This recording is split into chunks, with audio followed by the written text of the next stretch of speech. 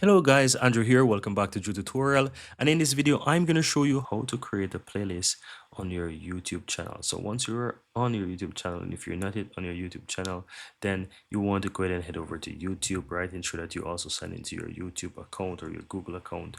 And then you want to click your account on the upper right hand side. Either click login or basically click it and go to your YouTube studio. That's going to sign you into your YouTube studio, which in order to access the YouTube studio, you need to have a YouTube channel. Now to create a playlist, just simple go ahead and go to content here and just check whatever playlist you have. So once you go to content, check your playlist. You'll see all of the playlists that you have here.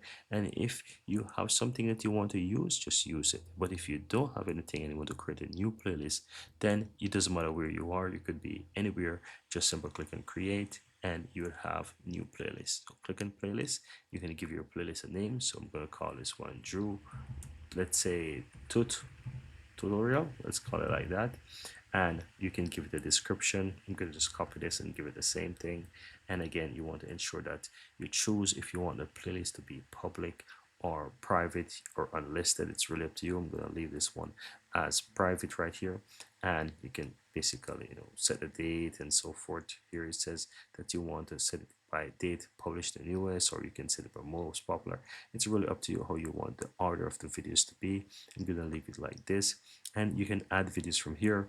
So if you have videos on your channel, you can simply click and add, and you'll have a list or range of videos that you can add from here. If not, then you want to upload videos, and then from here you can upload videos and you can add to the playlist section by selecting the playlist. But all you have to do is simply click on create and the playlist will be created. And as you can see, this is the playlist, guys. And if I go back here to my content and go to playlist, you will see that I have the playlist created as well.